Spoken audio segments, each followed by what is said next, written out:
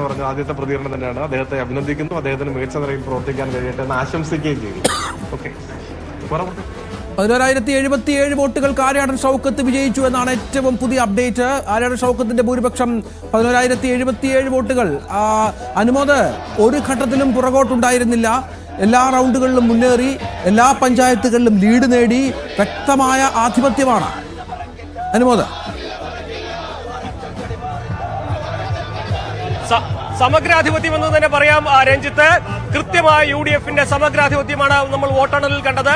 എല്ലാ പഞ്ചായത്തുകളിലും UDFന് മുന്നേറാൻ കഴിഞ്ഞു. LDFന്റെ വലിയ പ്രതീക്ഷ വെച്ചിരുന്ന പോത്തുകല്ലും കരുളായിലും അമരമ്പലത്തിലുമൊക്കെ UDFന്റെ മുന്നേറ്റമാണ് നമ്മൾ കണ്ടത്. കരുളായിലും നഗരസഭയിലുമൊക്കെ UDFന്റെ സമഗ്രാധിപത്യം എന്ന തരത്തിലേക്ക് പോകാൻ കരുളായിൽ നിന്ന് പ്രതീക്ഷിച്ച രീതിയിൽ LDFന് മുന്നേറാൻ കഴിഞ്ഞില്ല. അമരമ്പലത്തിലും അവസാന ഘട്ടത്തിൽ UDF മുന്നേറുന്ന ഒരു കാഴ്ചയാണ് കണ്ടത്. ഈ കൌണ്ടിങ്ങിന്റെ ഓരോ ഘട്ടത്തിലും ലീഡ് നിലനിർത്തി കൊണ്ടുപോവുകയായിരുന്നു PV ഷൗക്കത്ത്. അതേപോലെ തന്നെ ഏറ്റവും പ്രധാനപ്പെട്ട കാര്യം, ഇതിൽ അൻവർ നേടിയ വോട്ടുകളാണ്. അൻവർ 20,000-ത്തിനടുത്ത് വോട്ട് എല്ലായിടത്തും കൂട്ടുമ്പോൾ ലഭിച്ചിട്ടുണ്ട്. അൻവറിന് ഓരോയിടത്തും 500-ലധികം എല്ലാ ബൂത്തുകളിലും വോട്ട് നേടിയിട്ടുണ്ട്. കൃത്യമായിട്ടും UDFന്റെ ഈ അൻവർ ഇഫക്റ്റിന് പുറമെ UDFന്റെ വലിയൊരു വിജയം എന്ന് പറയുമ്പോൾ അത് ഭരണവിരുദ്ധ വികാരം എന്ന് തന്നെ പറയുന്ന തരത്തിലേക്കാണ് കാര്യങ്ങൾ കാണുന്നത്. നമ്മളിപ്പോഴത്തെ കൌണ്ടിംഗ് സ്റ്റേഷന്റെ പുറത്ത് വലിയ ആഘോഷം നടക്കുന്നു. മുസ്ലിം ലീഗിന്റെ പ്രവർത്തകർ പതാക വീശി ആഹ്ലാദം പ്രകടിപ്പിക്കുന്ന ഒരു കാഴ്ച.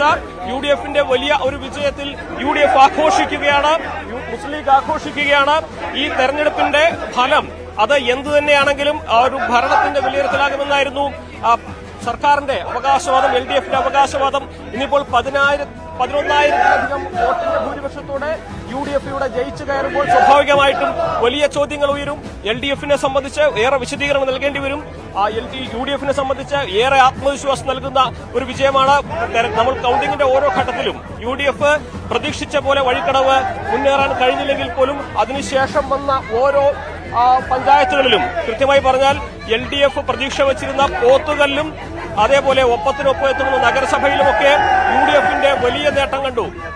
നഗരസഭയിലേക്ക് UDFന്റെ സമഗ്രാധിപത്യം എന്ന് പറയാം. അതിനുശേഷം കേരളയിലേക്ക് കടന്നപ്പോഴും കേരളയിലും അമരമ്പലവും LDFനെ പ്രതീക്ഷിച്ചത്ര വോട്ട് നൽകിയില്ല. അവിടെയും അവസാന ഘട്ടത്തിൽ അമരമ്പലത്തിൽ UDFന്റെ ലീഡ് ഉയരുന്നതാണ് നമ്മൾ കണ്ടത്. ഇവിടെയെല്ലാം തന്നെ കൃത്യമായ കണക്ക്, അതായത് എത്ര വോട്ട് അൻവർ പിടിച്ചു എന്നുള്ളതിന്റെ അവസാനവട്ട കണക്കുകൾ വരേണ്ടതുണ്ട്. എന്നിരുന്നാൽ തന്നെയും UDFന് ഒരു തരത്തിലും വെല്ലുവിളി ഉയർത്താൻ LDFന് കഴിഞ്ഞില്ല എവിടെയും എന്നുള്ളതാണ് വസ്തുത. അത്രമാത്രം ആധികാരികമായിട്ടുള്ള വിജയമാണ് UDFന്റെ ഉണ്ടായിരിക്കുന്നത്.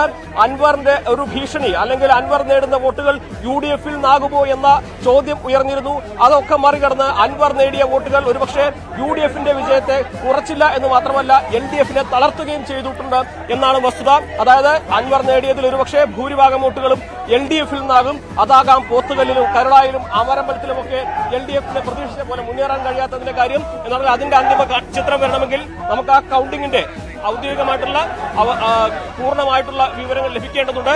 പക്ഷേ ഒന്നുറപ്പാണ്, അൻവർ നേടിയ വോട്ടുകൾ LDFനെ തളർത്തി എന്നുള്ളത് തന്നെയാണ് നമുക്ക് ഈ ഘട്ടത്തിൽ വ്യക്തമാകുന്നത്. രഞ്ജിത്ത്, അതോടൊപ്പം തന്നെ അനുമോദ BJPയുടെ വോട്ട് എവിടെ പോയി? ആ തരത്തിലുള്ള ചോദ്യങ്ങളും